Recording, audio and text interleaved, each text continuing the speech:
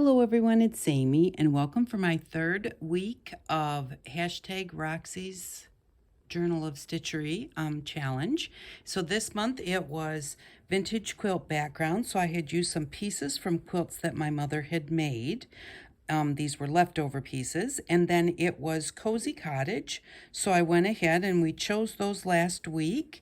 And so what I have done with that is I went ahead with the roof and I actually put it on some of the stuff that we had used for the butterfly last week, and just a very thin kind of batting, and I put that underneath the roof, and then I folded the edges over, tacked it all down, and then what I did was I just kind of put some shingles on with some embroidery floss, and then to close the bottom up I just went ahead and did a chain stitch across the bottom. And then I did decide to go ahead and put the little trim on there because I thought that was cute, but it blended in so much with the background that I wound up sticking one of the leftover pieces from when I cut this out. I put that piece under there so that that would give us a separation so you actually could see the scalp because it was just blending in with this background. So, and then what I did was I put the door on just with a straight stitch all the way around. And then I put the windows on, and I put them on with, and I left this so I could show you. I put them on with a blanket stitch on these two sides and then just a back stitch on the top and the bottom.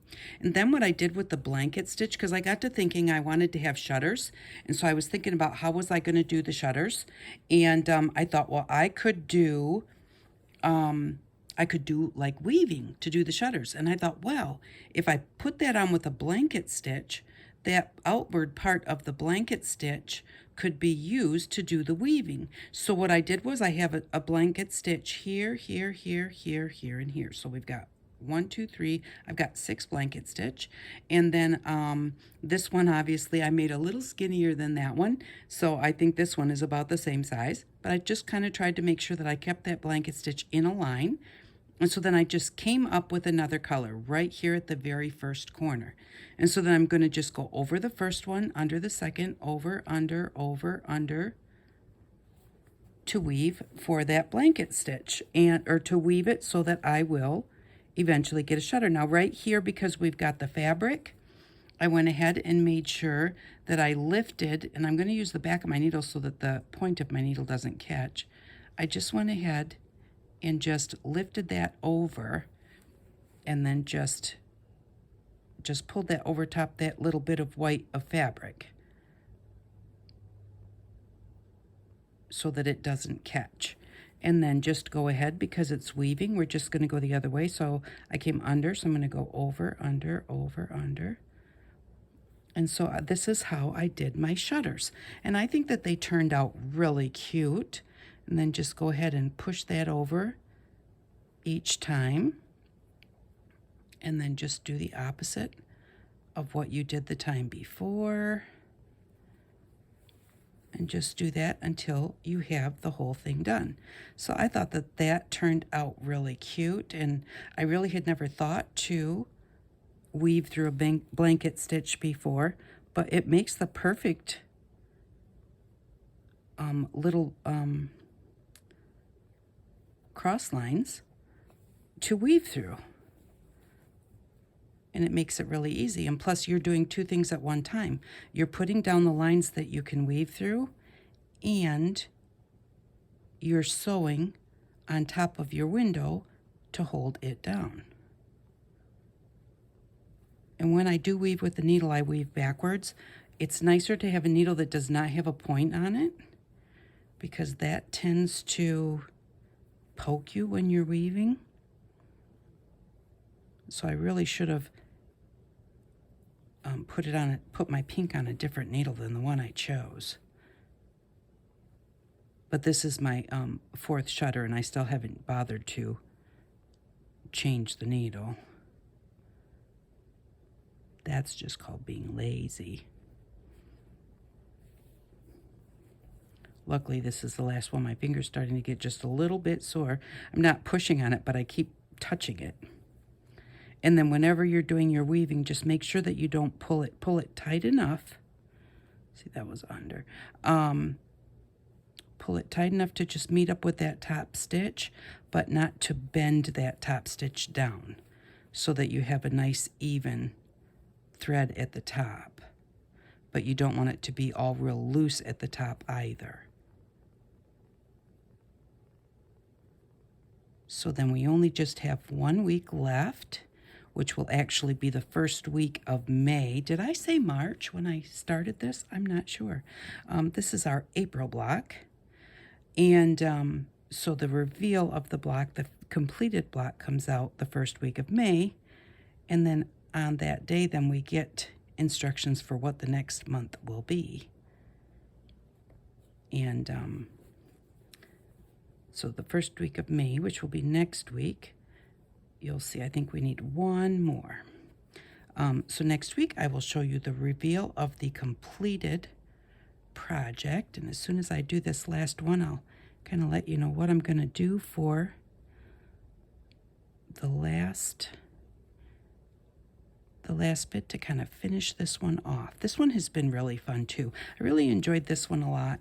And the butterfly was nice too, and the rabbit was good. My least favorite, I guess, is the flowers. I didn't like what I did with that, but that's just what happens sometimes.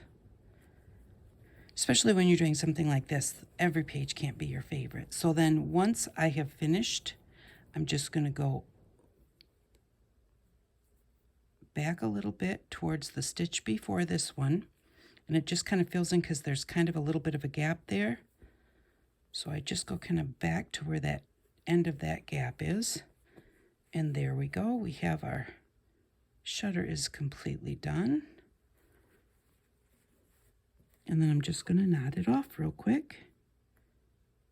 And then I'll show you what I'm going to start for next week.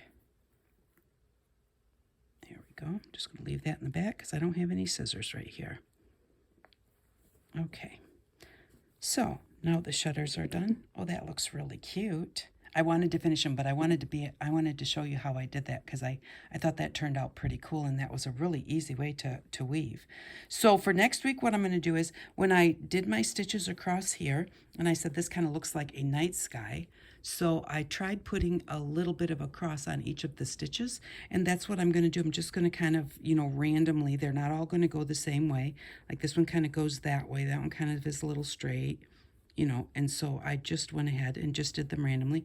I'm going to do that in the open white stitches here to make them all look like little stars. And so that's what I'm going to do for the sky. And then I have this little piece of foam that I got from the recycle store. I lost my white circle that I cut out. But what I'm going to do is I'm going to stitch like a yo-yo and then put this inside before I pull it tight. And so that's going to be my moon. It's not super thick and it is very squishy. So I think it'll fit in the book just nicely. So I'm going to put a moon on there, and I'm going to put stars on there. And then I am going to take this and I'm going to cut it so that I have a little bit of each side, maybe a little more of the orange and a little less of the flowers. And then I'm going to put this on here so that it, kind of comes at an angle. I might kind of move it up a little bit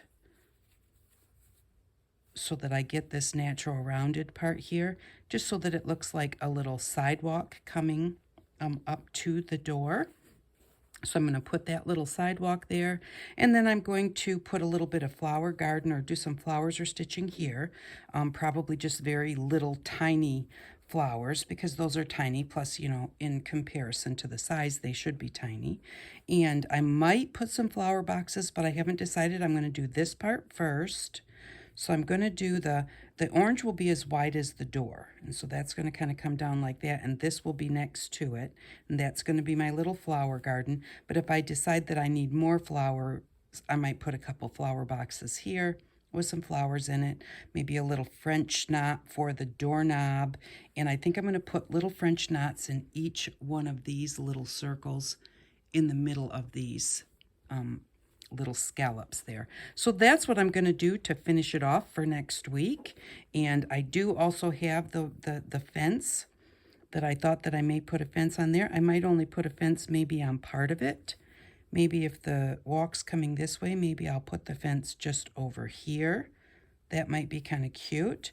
I think I might cut it down further than just one little block, but we'll see. I might do that like that. So next week, you'll see what I actually did do, because, you know, things always change whenever you start doing something. It's like, oh, I could do this or this. And the only thing I haven't done is I haven't actually stitched down, because I stitched the windows and the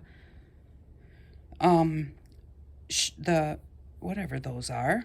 I stitched that right through the whole thing, and I stitched down the door through the whole thing, and I stitched down the top of the, or the bottom of the roof. I stitched that all the way across, and I'm going to be doing the French knots there.